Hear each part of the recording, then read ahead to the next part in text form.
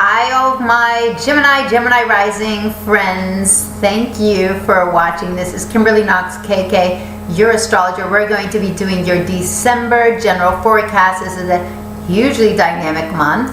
It's very important, especially to you, because your ruler is going to be going to sleep.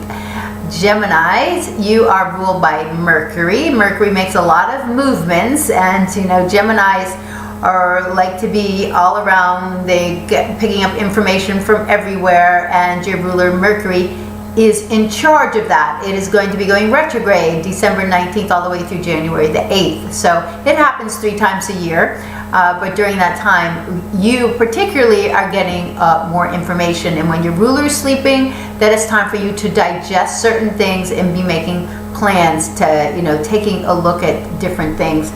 So we're going to be talking about your power days. We're going to be talking about where action is, where romance can happen with the movements of Venus. And so get out your journal. This is it's really exciting times, of course, around the holidays.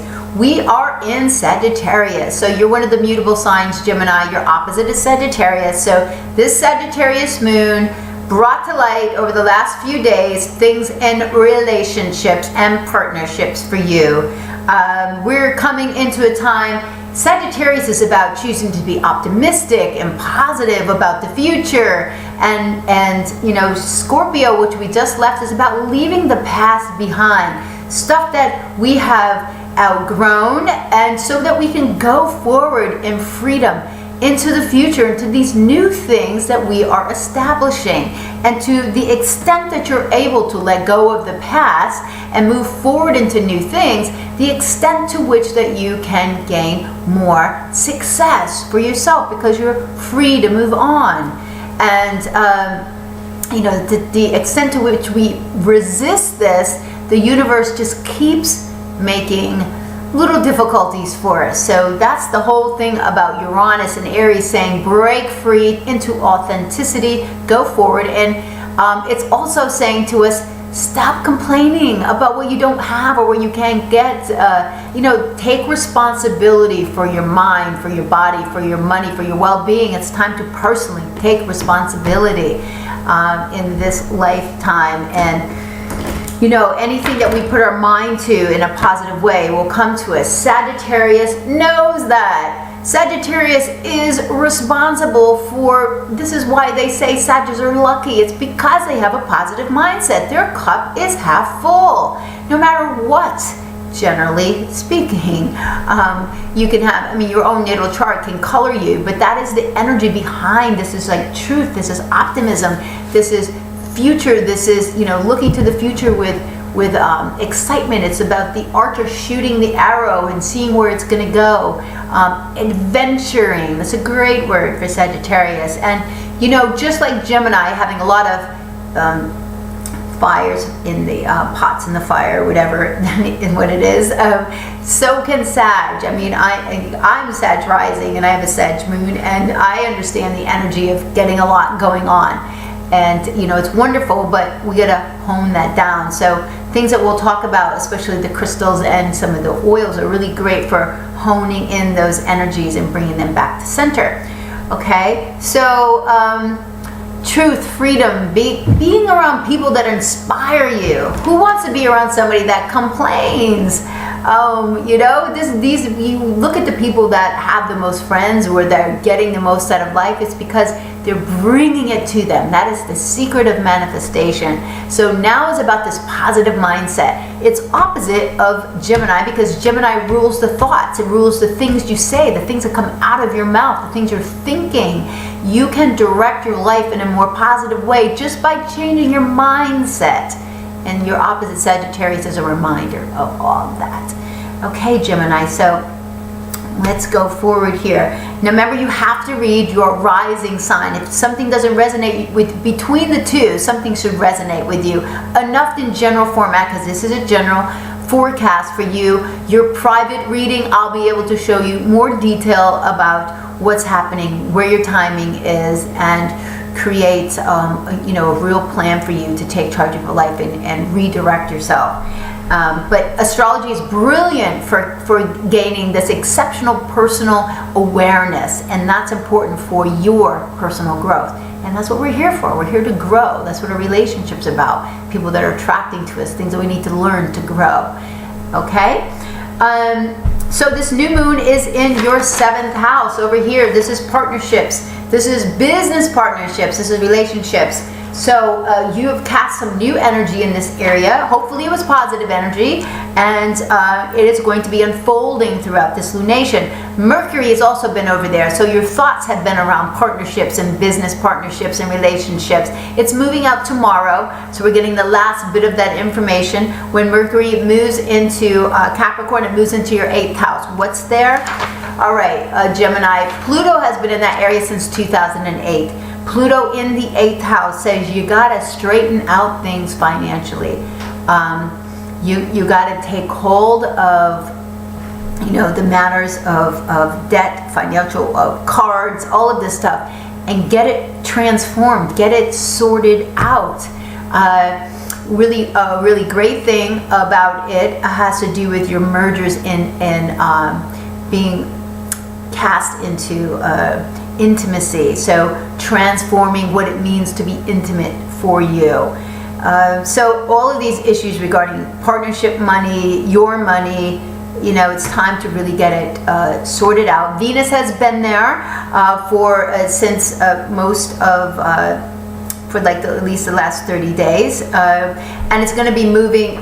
Venus has been there as well, so giving you some luck and fortune around intimacy and money that you are getting from other people. It's going to be moving into December the 7th. Venus moves into your 9th house, and the 9th house has to do with travel and long distance affairs. So wherever you go, if you do travel, you will have favor there, and that will bring you nice luck as well. So this whole this first quarter moon, though, is going to be, it's a very action type of a moon anyway, but Venus is going to be going into Aquarius around the same time, and then the next day after, it's in Aries. So the moon goes into Aries, so it's doubly action oriented. So it starts with the first quarter on a Wednesday, and then we're really picking up speed. So that's 7th, 8th, 9th, and 10th. This whole time is really big, and it's big for you career-wise because Mercury, your ruler, is teaming up with Neptune. Neptune is in your 10th house over here.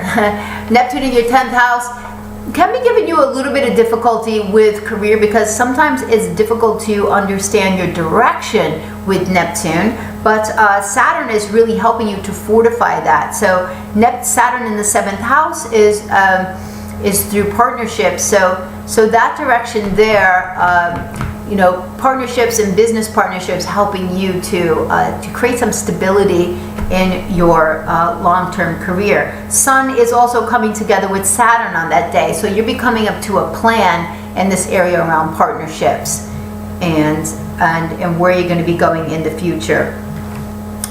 And so looking on, we've got the full moon, of course, coming up. The full moon on the 13th.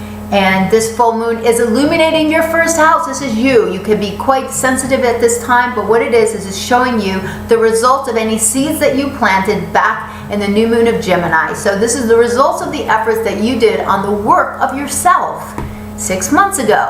So this full moon coming December the 13th. So it's really about kind of what you're doing, where you're going in business, how you're relating with partnerships, and how that's reflective on you. What growth did you take on that will help you succeed? What new growth do you have to? Like, how well have you done with yourself? What things have you done to advance who you are? Working on ourselves is the best thing we can do for anyone around us to rise up.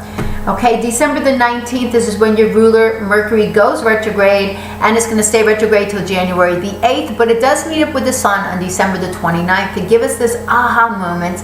So where are you gaining this extra information?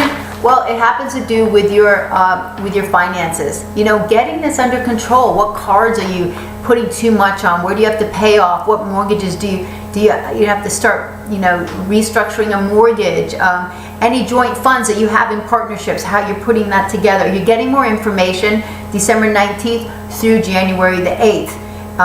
And So this will come together for you, and the aha moment, moon and the sun and Mercury come together the day before the new moon in this sector, the 8th house. So for the next, your concerns around finances are going to keep on through December into January, because that next lunation will be highlighting all of that. What's really great for all of us is that December 24th, 25th, 26th, really great days. They're lively. Venus is activated on Hanukkah, and it's also Christmas. Venus is really happy around this time. And on December 26th, we've got Jupiter opposite Uranus between your 5th and 11th houses. 5th house has to do with children, fun, creative self-expression, love given, love received. This whole aspect is bringing in new people into your life and allowing you to enrich. Jupiter spends 1 year in each sign. Every 12 years it comes to a different sector of our chart. Your 5th house has to do with your children. It has to do with something that you would create yourself. It has to do with new romance. So, you know, potentially new romance could come along in your life, which is excellent because you've got Saturn over there in your 7th house saying, go into the future. The past is past, and now it's time to restructure and go into the future here. So, all right, Gemini, that's what you have coming up for the month of December. I'm going to draw a heart for you and just see what kind of message we get here for intentions. I see the goal. I believe in the future. Life opens up in new dimensions. Perfect. You know, this is kind of like Walt Disney, who was also a Sagittarius, believing that you could create, you know, your dreams from your visions. Just take steps to do that. Okay, the crystals I promised you regarding Sagittarius energy: smoky quartz, really fortifying the liver and the hips. Topaz, it's a truth-seeking kind of knowledge, it's collecting to inner wisdom. And amethyst is about moderation, balance, scattering of energies, helping you bring that home, that back in, and it's protection around any court cases. It's a real spiritual stone anyway, helping you to higher wisdom. So is sujolite. Sujolite is a purple crystal, wisdom, bringing you back to center, good for meditation. Meditation is brilliant for Geminis. Okay, anyone can meditate. It's hard because you're a lot of scattered energy, you're an air sign, so it's doubly excellent for you. But start with breathing exercises, calming down and focusing. Cinnamon is a warming to the body, it's uplifting. This is a great oil, and so is geranium. So have a fabulous month, Gemini, and just enjoy your holidays. Reach out to KK at kkastrology.com, and I will help you put forth any plans that you want for your own personal chart and guidance there.